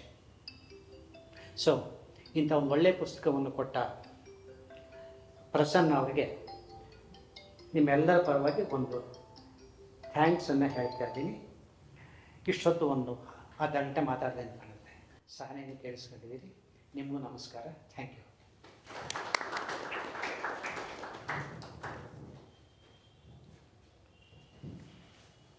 ಬಹಳ ಸುದೀರ್ಘವಾಗಿ ನಟನೆಯ ಕುರಿತಾಗಿ, ಭಾರತೀಯ ಪರಂಪರೆಗೆ ಸಂಬಂಧಪಟ್ಟ ಹಾಗೆ ಕೃತಿಯ ಕುರಿತು ತಮ್ಮ ಮಾತುಗಳನ್ನು ಹಂಚಿಕೊಂಡ್ರಿ ಸರ್. ಶರಣು ತಮ್ಮ ಮಾತುಗಳಿಗೆ. ಈಗ ನೇರವಾಗಿ ಕೃತಿಕಾರರಾಗಿರುವಂತಹ ಪ್ರಸನ್ನ ಸರ್ ತಮ್ಮ ಮಾತುಗಳಿಗಾಗಿ ಈ ವೇದಿಕೆ.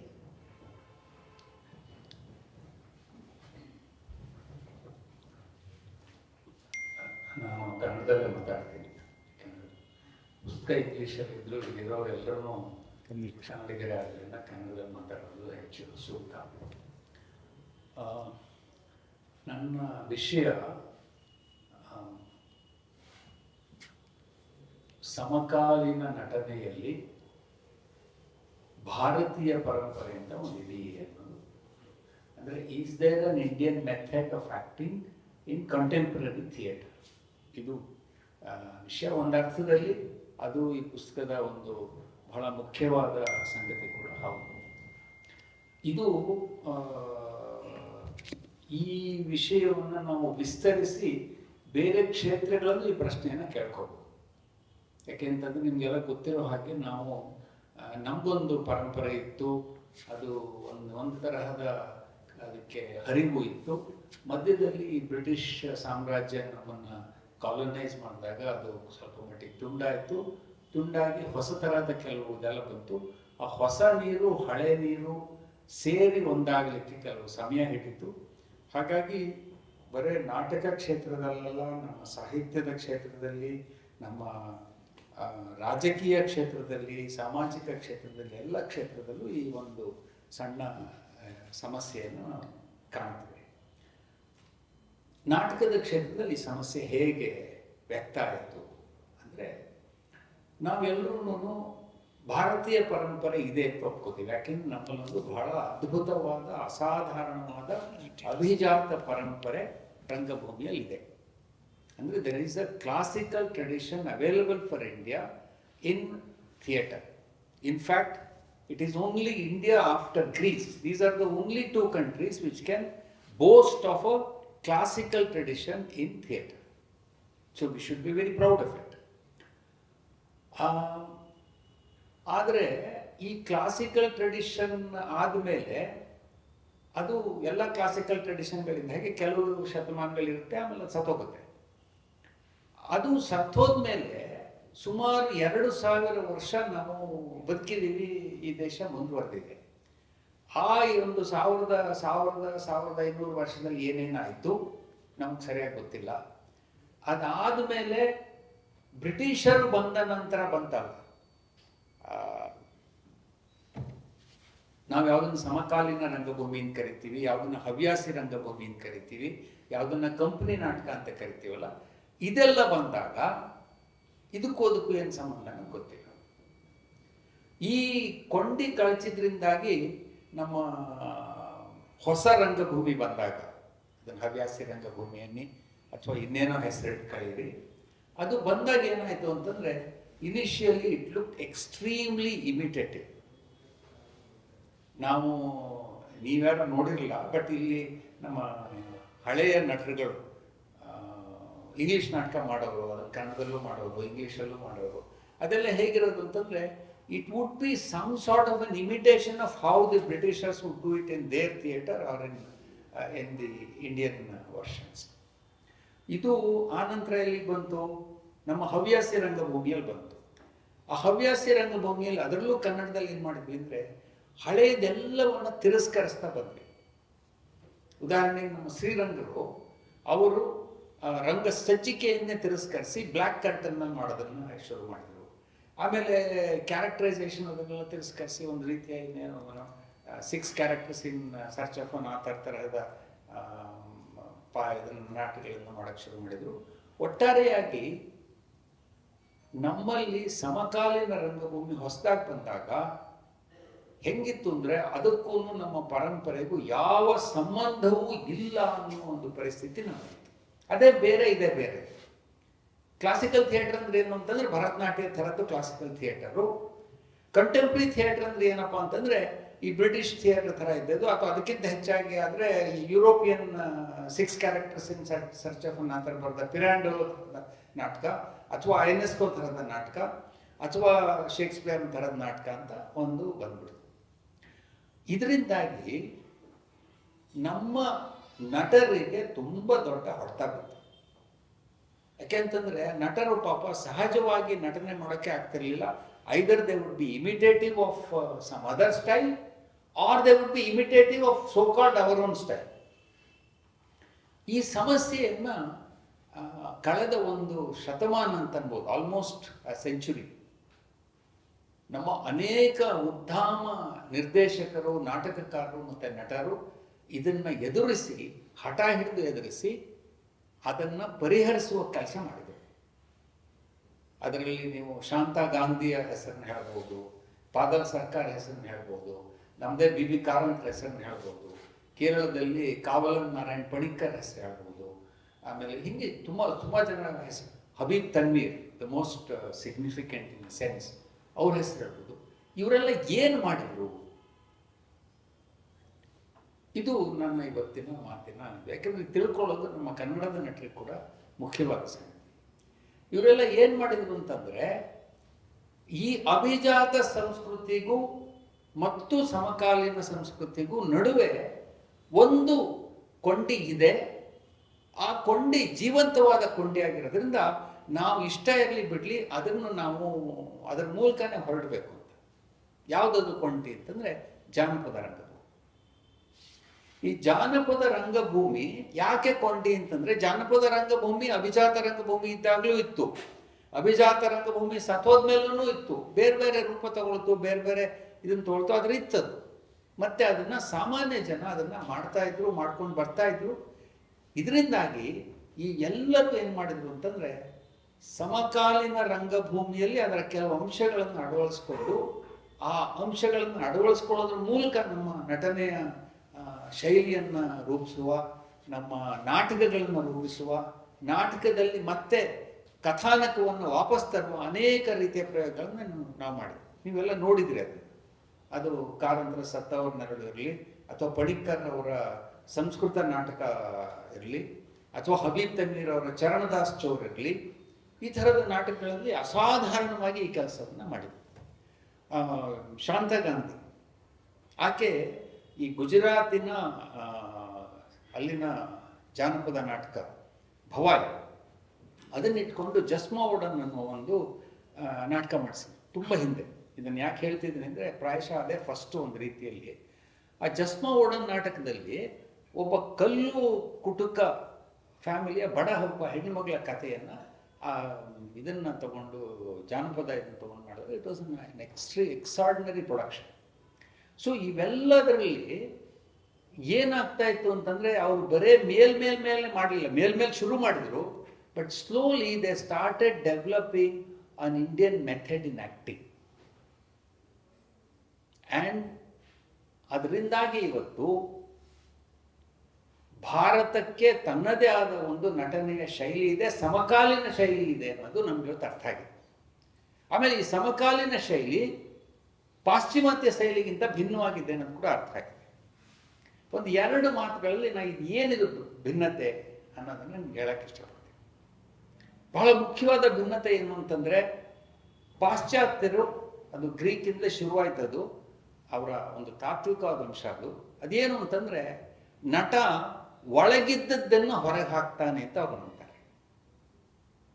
ಅಂದರೆ ಒಳಗಿರುವ ಸಂಗತಿಯನ್ನು ಹೊರಗೆ ಹಾಕುವುದೇ ನಟನೆ ಅಂತ ಅವರು ತಿಳ್ಕೊತಾರೆ. ಕಥಾರ್ಸಿಸ್, ನೀವೆಲ್ಲ ಕೇಳಿದ್ರಿ ಈ ಶಬ್ದನ, ಗ್ರೀಕ್ ಡ್ರಮಟರ್ಜಿಲಿ ಬಹಳ ಮುಖ್ಯವಾದ ಸಂಗತಿ. ಕೆಥಾರ್ಟಿಕ್, ಟು ಕ್ಯಾಥರ್ಸೈಸ್, ಇದು ಅವರ ಇದು. ನಮ್ಮಲ್ಲಿ ಅದಕ್ಕೆ ತದ್ವಿರುದ್ಧವಾಗಿ ನಾವು ಹೊರಗಿರುವುದನ್ನು ಒಳಗೆ ತಗೋತೀವಿ. ಅಂದರೆ ನಾಟಕದಲ್ಲಿ ನಟ ಮೊದಲು ನಾಚಿಕೆ ಬಿಟ್ಟು ಇಮಿಟೇಟ್ ಮಾಡೋಕ್ಕೆ ಶುರು ಮಾಡ್ತಾರೆ. ಅದರಲ್ಲೇನು ಸಮಸ್ಯೆ ಇಲ್ಲ. It is A very mechanical thing, it is A very structural thing. ನಮ್ಮ ಭಾರತೀಯ ನಟರು ಎಲ್ಲ, ಎಸ್ಪೆಷಲಿ ಯಕ್ಷಗಾನದ ನಟರು ಅಥವಾ ಈ ನೌಟಂಕಿಯ ನಟರು ಇನ್ನೊಬ್ರು ಅವ್ರು ಏನು ಮಾಡ್ತಾರೆ ಅಂತಂದರೆ, ಮೆಕ್ಯಾನಿಕಲಿ ಕನ್ಸ್ಟ್ರಕ್ಟ್ ಮಾಡ್ತಾರೆ ಆರಂಭದಲ್ಲಿ. ಬಟ್ ಮಾಡ್ತಾ ಅದಕ್ಕೊಂದು ರೂಪ ಬಂದ ತಕ್ಷಣ ಅದರಲ್ಲಿ ಜೀವ ಬರೋಕ್ಕೆ ಶುರುವಾಗುತ್ತೆ, ಜೀವ ಕಾಣಿಸುತ್ತೆ, ಪಾತ್ರ ಮೂಡೋಕ್ಕೆ ಶುರುವಾಗುತ್ತೆ, ಅದರಲ್ಲಿ ಒಳಗೆ ಹೋಗ್ತಾರೆ, ಆಮೇಲೆ ಅದ್ಭುತವಾಗಿ ಆ ಪಾತ್ರವನ್ನು ಕಟ್ತಾರೆ. ಸೊ ಒಂಥರದಲ್ಲಿ ನಮ್ಮ ಶೈಲಿಗೂ ಪಾಶ್ಚಾತ್ಯ ಶೈಲಿಗೂ ಸಂಪೂರ್ಣವಾದ ಭಿನ್ನತೆ ಇದೆ. ನಾವು ಹೊರಗಿಂದ ಒಳಗಡೆ ಹೋಗ್ತೀವಿ, ಅದಕ್ಕೆ ನಾವು ಲೀಲೆ ಅಂತ ಕರಿತೀವಿ. ನಮಗೆ ನಟನೆ ಅಂತ ಅನ್ನೋದು ಕೆಥಾರ್ಸಿಸ್ ಅಲ್ಲ, ನಮಗೆ ಲೀಲೆ. ಆ ಲೀಲೆ ಮಾಡೋದು ಒಂದು ರೀತಿಯ ಸಂತೋಷದ ಸಂಗತಿ ನಮಗೆ.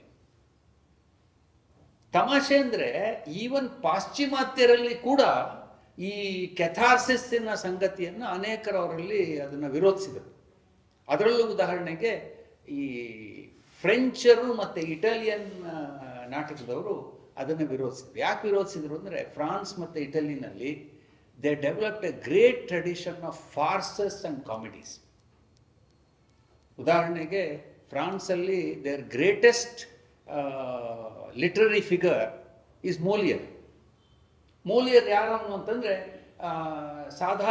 ನಾವು ಸಾಧಾರಣ ಅಂತ ಇವತ್ತು ಅನ್ಕೋತೀವಿ, ಕಾಮಿಡಿ ನಾಟಕಗಳನ್ನು ಬರೆದವನು ಮೋಲಿಯರ್. ಬೂರ್ಷ್ವಾದ ಜೆಂಟಲ್ಮನ್ ಈ ಥರದ ನಾಟಕಗಳು.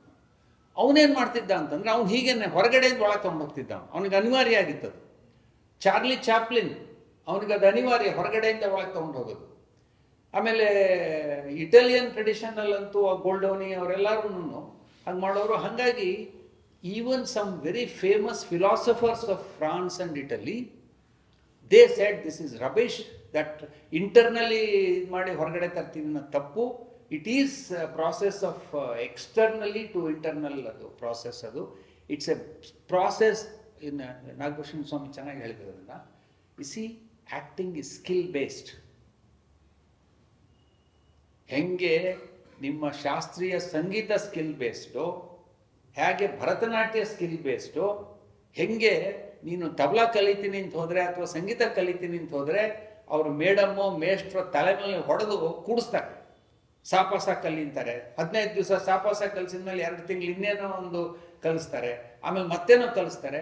ಸೊ ಸ್ಕಿಲ್ ಕಲಿಸಿ ಕಲಿಸಿ ಕಲಿಸಿ ಕಲಿಸಿ ನೀವು ಸ್ಕಿಲ್ಡ್ ಆದಮೇಲೆ ನಿಮ್ಮ ಮನಸ್ಸು ತಾನಾಗಿ ತಡ್ಕೊಳ್ಳುತ್ತೆ.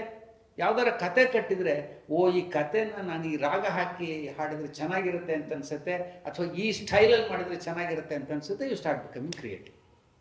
So the Indian method is this, where we focus on skill, we focus on the skill base. ಇದು ಇತ್ತೀಚಿನ ದಿನಗಳಲ್ಲಿ ನಮ್ಮ ನಟರಲ್ಲಿ ಕಾಣಿಸ್ತಾ ಇದೆ, ನಮ್ಮ ನಟರ ತರಬೇತಿಯಲ್ಲಿ ಕೂಡ ಕಾಣಿಸ್ತಾ ಇದೆ. ಮೊದಲೆಲ್ಲ ಏನಾಗೋದು ಅಂತಂದರೆ, ನಟರು ಅಂತಂದರೆ ಬೊಂಬಾಸ್ಟಿಕ್ ಆಗಿ ಡೈಲಾಗ್ ಹೊಡೆಯೋರು, ಆಮೇಲೆ ನಿಂತ್ಕೊಂಡು ನಾಟಕದ ಮಾಡೋದು. ನೀವೆಲ್ಲ ನೋಡಿದ್ದೀರಿ 60s ಅಲ್ಲೆಲ್ಲ ನಾಟಕ ಮಾಡೋದು ಅಂತಂದರೆ, ಇಲ್ಲಿ ಇವನು ನಿಂತಿರೋನು, ಅಲ್ಲಿ ಅವಳು ನಿಂತಿರೋಳು, ಇವನು ಮೈಕಿಗೆ ಇವನೊಂದು ಡೈಲಾಗ್ ಹೊಡೆದ್ರೆ ಇವಳು ಮೈಕಿಗೆ ಇವರೊಂದು ಡೈಲಾಗ್ ಹೊಡೆಯೋರು. ಮೂಮೆಂಟ್ ಅನ್ನೋದು ಇರ್ತಾನೆ ಇರಲಿಲ್ಲ. ಆದರೆ ಇವತ್ತಿನ ನಟರನ್ನ ನೀವು ನೋಡಿದಾಗ ಆ ನಟರಿಗೆ ಒಂದು ವಿಷಯ ಸ್ಪಷ್ಟವಾಗಿ ಗೊತ್ತಿದೆ. ಅದೇನಪ್ಪ ಅಂತಂದರೆ, I am an actor, so first I should construct the action. If I construct the action, then I am through. Because ಆ ಆ್ಯಕ್ಷನ್ ನನಗೆ ಶಕ್ತಿ ಕೊಡುತ್ತೆ, ಆ ಆ್ಯಕ್ಷನ್ ನನಗೆ ಎಮೋಷನ್ ಕೊಡುತ್ತೆ.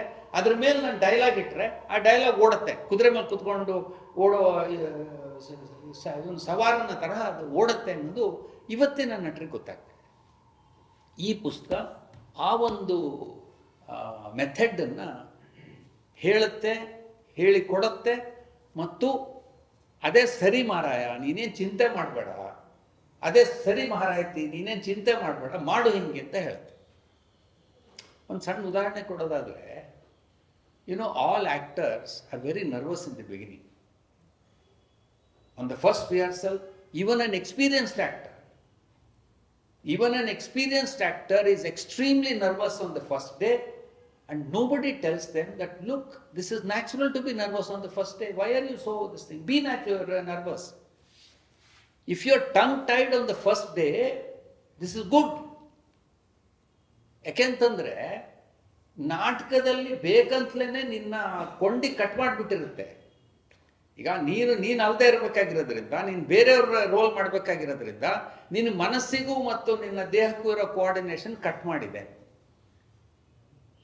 ಅಂದರೆ ಈ ಎಲೆಕ್ಟ್ರಿಕಲ್ ಇದನ್ನ ವೈರ್ ಕಿತ್ತಾಕ್ದಂಗೆ, ವೈರ್ ಕಿತ್ತಾಕಿದಾಗ ನಿನಗೆ ಒಳಗಿಂದ ಮೆಸೇಜ್ ಬರ್ತಾ ಇಲ್ಲ, ದೇಹ ಶೆಟ್ಕೊಂಡು ನಿಂತಿದೆ. ಡೈಲಾಗ್ ಹೇಳೋಣ ಅಂತಂದ್ರೆ ಮರ್ತು ಹೋಗ್ತಾ ಇದೆ, ಇನ್ನೇನೋ ನಗಣ ಅಂತಂದ್ರೆ ನಗುನೇ ಬರ್ತಾ ಇಲ್ಲ. So this book says, don't be worried about it. It is good that you are tongue tied. ಆದ್ದರಿಂದ ಮೊದಲನೇ ದಿವಸ ನಿನಗೆ ನಗು ಅಂತೆಲ್ಲರೂ ಅಲ್ಲಿ ಬರೆದಿದ್ರೆ, ಡೈಲಾಗ್ ಹೇಳು, ಆಮೇಲೆ ಹ ಹ ಹ ಅನ್ನು ಮುಂದಕ್ಕೆ ಹೋಗುತ್ತೆ. So this is Indian method. In fact ನಾಟ್ಯಶಾಸ್ತ್ರದಲ್ಲಿ ಇಷ್ಟು ಈ ರೀತಿ ನಾನು ಹೇಳಿರೋ ರೀತಿಯಲ್ಲಿ ಹೇಳಿಲ್ಲ, ಬಟ್ ನಾಟ್ಯಶಾಸ್ತ್ರ ಇವೆಲ್ಲವನ್ನು ಹೇಳುತ್ತೆ. Natyashastra is skill based. It builds the whole acting tradition on the base of skill, on the base of etiquettes. ನಾಟ್ಯಶಾಸ್ತ್ರದಲ್ಲಿ ಕೆಲವೆಲ್ಲ ಎಂಥ ಅದ್ಭುತವಾದ ಸಂಗತಿಗಳಿದೆ ಅಂದರೆ, ಉದಾಹರಣೆಗೆ ನಾವು ಕ್ಯಾರೆಕ್ಟರೈಸೇಷನ್ ಅನ್ನೋ ಒಂದು ಪದ ಇದೆ.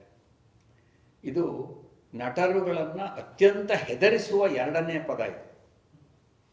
ಕ್ಯಾರೆಕ್ಟರೈಸೇಷನ್ ಅಂದ ತಕ್ಷಣ ಆ್ಯಕ್ಟರ್ಗಳನ್ನ ನಡ್ಗೋಗ್ಬಿಡ್ತಾರೆ. Because they just don't know, it is like some great philosophy. ಹುಡುಕ್ತಾ ಇರ್ತಾರೆ. ಆಮೇಲೆ ಯಾರೋ ನಮ್ಮ ನಾಗಭೂಷಣ ಸ್ವಾಮಿ ಏನೋ ಹೇಳಿರ್ತಾರೆ, ಅದನ್ನು ತಂದು ಒಳಗಡೆ ಹಾಕೋ ನೋಡ್ತಾರೆ. ಇನ್ಯಾರೋ ಒಬ್ಬ ಪ್ರೊಫೆಸರ್ ಏನೋ ಹೇಳಿರ್ತಾನೆ, ಅದನ್ನು ತಂದು ಇದು ಮಾಡ್ತಾರೆ. ಯಾವುದೋ ಪುಸ್ತಕದಿಂದ ತರ್ತಿರ್ತಾರೆ. They are all trying to do characterisation.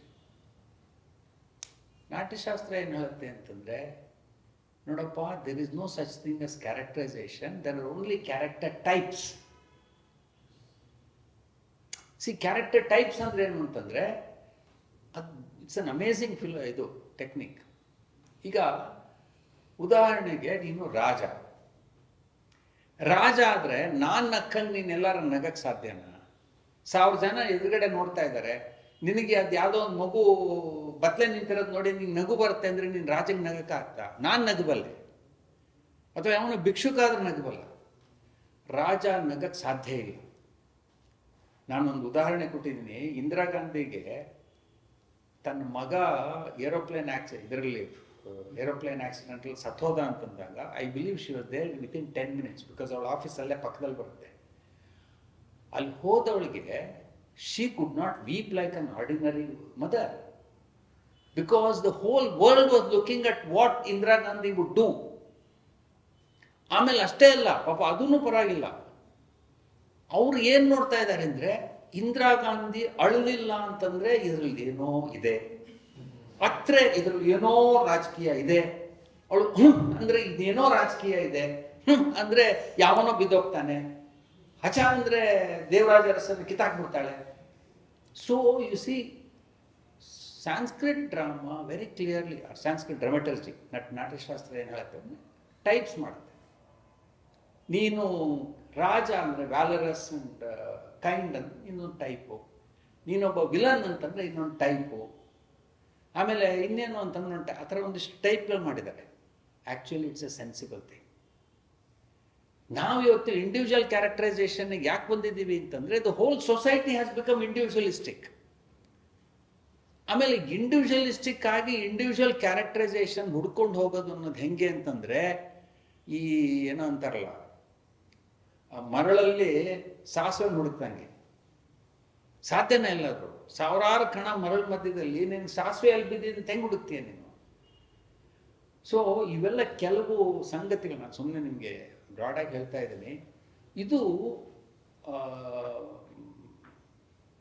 ಇತ್ತೀಚೆಗೆ ಬಂದಿರೋದು, ಮತ್ತು ಇತ್ತೀಚೆಗೆ ತಮಾಷೆ ಅನ್ನಿ ದುರಂತ ಅನ್ನಿ ಇದೆಲ್ಲ ಬಂದಿದ್ದು ಯಾಕೆ ಅಂದರೆ ಸಿನಿಮಾ ಬಂದಮೇಲೆ. ಯಾಕೆಂದರೆ ಸಿನಿಮಾದಲ್ಲಿ ಮೊದಲು ಹೇಗಿತ್ತು ಅಂತಂದರೆ, ಚೆಂದಾಗಿರೋರನ್ನ ಹೀರೋ ಅಂತ ಮಾಡೋರು, ಚೆನ್ನಾಗಿದ್ದವ್ರನ್ನ ವಿಲನ್ ಅಂತ ಮಾಡೋರು. ಜಾನಿ ವಾಕರ್ ಥರದವ್ರನ್ನ ಅವ್ನು ಯಾವತ್ತೋ ಯಾವುದೋ ಒಂದು ಇದರಲ್ಲಿ ಹಿಂಗೆ ಆಡ್ದ, ಅವನನ್ನು ನೀನು ಜಾನಿ ವಾಕರ್ ಅಂದ್ಬಿಟ್ರು. ಅವ್ನಿಗೆಲ್ಲ ಪಿಕ್ಚರಲ್ಲೂ ಅಷ್ಟೇ ಮಾಡ್ತಿದ್ದಿದ್ದು. ನಮ್ಮ ಕನ್ನಡದ ಭಾಳ ಒಳ್ಳೆ ನಟಿ ಪಂಡ್ರಿಬಾಯಿ, ಆಕೆ ಪಾಪ ಎಲ್ಲ ಪಿಕ್ಚರಲ್ಲೂ ಕರೆದ್ಬಿಟ್ಟು, ಅಮ್ಮ ನೀನು ತಾಯಿ ಕಣಮ್ಮ, ಒಂದು ಬೇಗ ಶಾಟ್ ಕೊಟ್ಬಿಡಮ್ಮ. ಅವಳು ತಾಯಿ ಅಂದ ತಕ್ಷಣ ಶಾಟ್ ಕೊಡಂದ್ರೆ, ಮಗನೇ ಯಾಕಪ್ಪ ನೀನು ಹೀಗೆ ಮಾಡ್ತೀಯಾ? ಎಲ್ಲ ಪಿಕ್ಚರ್ಲು ಅಷ್ಟೇ ನಾನೇ.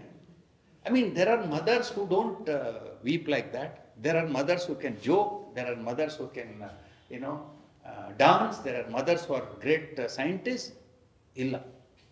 ಸೊ ಇದು ಆಗಿದ್ದು ಯಾಕೆ ಅಂತಂದರೆ, that is how it started. ಆಮೇಲೆ ಕ್ರಮೇಣ ಅದಾದಮೇಲೆ ನಮ್ಮ ಶಮಿ ಕಪೂರ್ ಬಂದ. ಅವನಂತೂ I like that fellow because he was so honest. ಅವ್ನಿಗೆ 60 ವರ್ಷ ಆದಾಗ ಯಾರೋ ಒಬ್ರು ಇಂಟರ್ವ್ಯೂ ಮಾಡಿದ್ರು ಶಮಿ ಕಪೂರ್ನ. ಆ ಇಂಟರ್ವ್ಯೂಯರು ಒಂಥರ great aim, Shammi Kapoor ji, you have started the dance tradition on cinema. ಅವನು ತಪ್ಪಗಿದ್ದಾಗ ಕೂತ್ಕೊಂಡು, you are talking rubbish, I didn't know how to dance. ಅವ್ನು ಎಷ್ಟು ಚೆನ್ನಾಗಿ ಹೇಳ್ತಾನೆ ಅಂದರೆ, ನೋಡು ನನಗೆ ನಾಚಿಕೆ ಸ್ವಭಾವ, ನನ್ನ ಫ್ಯಾಮಿಲಿ ಪೃಥ್ವಿರಾಜ್ ಕಪೂರ್ ಫ್ಯಾಮಿಲಿ ಆದ್ದರಿಂದ ನಾನು ಚೆನ್ನಾಗಿದ್ದಿದ್ದೆ ನೋಡೋಕ್ಕೆ, ಪಂಜಾಬಿ ನಾನು. ಸೊ ರೋಲ್ ಕೊಡ್ತಿದ್ರು, ಡಾನ್ಸ್ ಮಾಡು ಅಂತಿದ್ರು, ಡಾನ್ಸ್ ಮಾಡೋಕ್ಕೆ ಬರ್ತಿರ್ಲಿಲ್ಲ ನನಗೆ. ಆ ಡೆಸ್ಪರೇಷನ್ನಲ್ಲಿ ಹುಚ್ಚುಚ್ಚಾಗಿ ಯಾಹೂ ಕಾಹೆ ಕೋಹಿ ಮುಜೆ ಜಗ್ಗಲಿ ಕಾಹೆ ಅಂತಂದು ಹಿಂಗೆ ಮಾಡೋದು ಹಿಂಗೆ ಮಾಡಿ, and suddenly it clicked and he became a great dance star. So ಇದು ಹಿಂಗೆ ಶುರುವಾಗಿದ್ದು. Then came actors.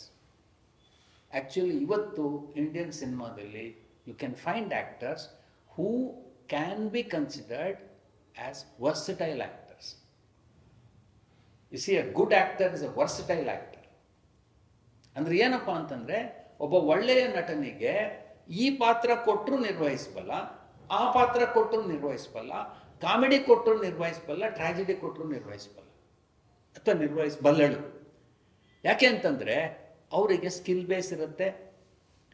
ರಾಗ ಬೇರೆ ಮಾಡಿದ್ದೆ ತಾನೇ ಕಣಪ್ಪ, ಆಯಿತು ಈ ರಾಗಕ್ಕೆ ಇದನ್ನು ಹಾಕಿ ಹಾಡ್ತೀನಿ ಅನ್ನೋ ತಾಕತ್ತಿರುತ್ತೆ. ಇಲ್ಲಿ ತನಕ ಇದ್ದವ್ರು ಯಾರು ಅಂದರೆ ಟೈಪ್ ಕಾಸ್ಟ್ ಆ್ಯಕ್ಟರ್ಸ್. ಈಗ this versatile actors have come. ರಂಗಭೂಮಿಯಲ್ಲಿ ವರ್ಸಟೈಲ್ ಆ್ಯಕ್ಟರ್ಸ್ ಇದ್ದರು, ಕೆಲವು ಕಾಲ ಇದ್ದರು. ಅದನ್ನು ನಾನು ಹೇಳಬೇಕು, ಇಲ್ಲದ್ರೆ ಪಾಪ ಅನ್ಯಾಯ ಮಾಡೋದಂಗಾಗುತ್ತೆ.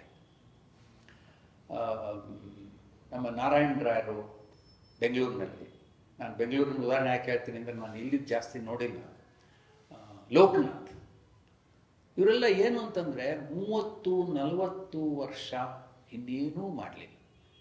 ಲೋಕನಾಥ್ ಸಿನಿಮಾ ನಟ ಆಗಿದ್ದು ಅವರು ಆಲ್ಮೋಸ್ಟ್ 50 ವರ್ಷ ದಾಟಿದ ಮೇಲೆ. ಅಲ್ಲಿ ತನಕ ಈ ನಾರಾಯಣರಾಯರು, ಈ ಲೋಕನಾಥ್ ಅವರು, ಆಮೇಲೆ ಇನ್ನು ಕೆಲವರು ಹೆಣ್ಮಕ್ಳು ತುಂಬ ಒಳ್ಳೊಳ್ಳೆ ಆ್ಯಕ್ಟರ್ಸ್, ಅವ್ರು ಏನು ಅಂದರೆ ಪ್ರತಿ ದಿವಸ ರಿಹರ್ಸಲ್ ಮಾಡೋರು, ಒಂದಲ್ಲ ಒಂದು ನಾಟಕ ಮಾಡ್ತಿರೋರು, ಒಂದೊಂದಲ್ಲ ಒಂದು ಶೋ ಮಾಡೋರು. ಹಾಗಾಗಿ ನಟರುಗಳು ಬೆಳೆಯೋದಕ್ಕೆ ಸಾಧ್ಯ ಆಯಿತು. ಇವತ್ತಿನ ದೊಡ್ಡ ದುರಂತ ಅಂದರೆ ಇವತ್ತು ಎಲ್ಲ ಬಂದಿದೆ, ಎಲ್ಲ ತಂತ್ರಜ್ಞಾನವೂ ಇದೆ, ಅದೆಲ್ಲ ಒಳ್ಳೆಯದೇನೆ, ನಾನು ಅದನ್ನೇನು ಇದು ಮಾಡ್ತಾ ಇಲ್ಲ. ಆದರೆ ಅದೇನು ಮಾಡಿದೆ ಅಂತಂದರೆ ನಟರ ಸ್ಕಿಲ್ ಬೇಸನ್ನೇ ಕಿತ್ತಾಕ್ಬಿಟ್ಟಿದೆ. You don't have to be skilled. ಇವತ್ತು ಇಲ್ಲಿ ನಮ್ಮ ಸ್ನೇಹಿತರು ಕೂತಿದ್ದಾರೆ, ಸಚ್ಚುಗೆ ಯಾಕೆ ರೋಲ್ ಕೊಡ್ತಾರೆ ಅಂದರೆ ಅವ್ರಿಗೆ ಒಳ್ಳೆ ಗಡ್ಡ ಇದೆ ಅಂತ ಕೇಳಿ ಅವರು. ಆಮೇಲೆ ಪಾಪ ಸಚ್ಚು ಅದನ್ನು ಸೀರಿಯಸ್ ಆಗಿರ್ಬೋದು ಆ್ಯಕ್ಟಿಂಗು ಮಾಡೋಕ್ಕೆ ಟ್ರೈ ಮಾಡಿ ಗೆದ್ದಿದ್ದಾರೆ. ಬಟ್ ಗಡ್ಡ ಇದೆ ಸಚ್ಚು. ಆಮೇಲೆ ಇವರು ಉತ್ತಕ್ಕಿದ್ದಾರೆ, ಇವರು ಪೆಚ್ಚು. ಅವರು I mean this was the pathetic state of acting in India. So essentially this book is trying to talk of how to become a versatile actor. How do you become an actor capable of handling various roles through your skill base, through your method. You see, acting kuda ಬೇರೆ ಯಾವುದೇ profession ಥರ it's a very methodologically tuned profession.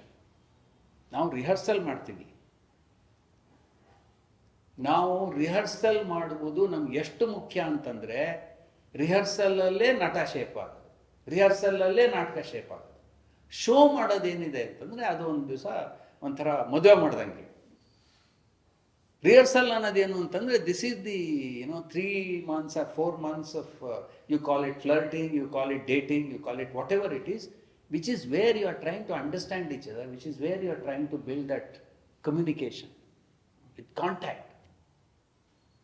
So ಅದನ್ನು unfortunately ಏನಾಗುತ್ತೆ, ಪಾಪ ನಮ್ಮ ಹುಡುಗರು ಬರ್ತಾರಲ್ಲ ಅವ್ರಿಗೆ ಗೊತ್ತೇ ಇರಲ್ಲ. ಅವರೆಲ್ಲರನ್ನು ತಲೆನಲ್ಲಿ ಯಾವುದೋ ಸಿನಿಮಾ ನೋಡಿರ್ತಾರೆ, ಇದು ಮಾಡಿರ್ತಾರೆ. ಅವರಿಗೆ ಪರ್ಫಾರ್ಮೆನ್ಸ್ ಬೇಸ್ಡ್, ಅವ್ರಿಗೆ ಪರ್ಫಾರ್ಮೆನ್ಸೇ ಕಣ್ಣಿಗೆ ಹೊಡಿತಿರುತ್ತೆ. ಹಾಗಾಗಿ ಅವ್ರ ಪಾಪ ಬಿದ್ದೋಗ್ತಾರೆ. ನಾವೇನು ಮಾಡ್ತೀವಿ ಅಂದರೆ ಇಲ್ಲಪ್ಪ, ಇಟ್ ಈಸ್ ರಿಹರ್ಸಲ್ ಬೇಸ್ಡ್, ನೀ ರಿಹರ್ಸಲ್ ಕಟ್ಟು. Sachin Tendulkar did not become a great batsman in the match. Sachin Tendulkar became a great batsman when he was playing with his coach and with his friends for 10 years or 15 years. ಇದು ನಟನಿನಲ್ಲಿ ಕೂಡ ಸತ್ಯವಾದ ಸಂಗತಿ. Anyway, ಇಷ್ಟು ಮಾತಾಡಿ ಇನ್ನೂ ಮಾತಾಡಬಲ್ಲೆ. ಯಾಕೆಂದರೆ ನಟನೆ ಬಗ್ಗೆ ಮಾತಾಡೋಕ್ಕೆ ಕೂತೆ ಅಂದರೆ ನಾನು ಗಂಟೆಗಟ್ಟಲೆ ಮಾತಾಡಬಲ್ಲೆ. ಆದರೆ ನಿಮ್ಮೆಲ್ಲರೂ ಮನೆಗೆ ಹೋಗೋ ಇದಿರುತ್ತೆ. Thank you very much.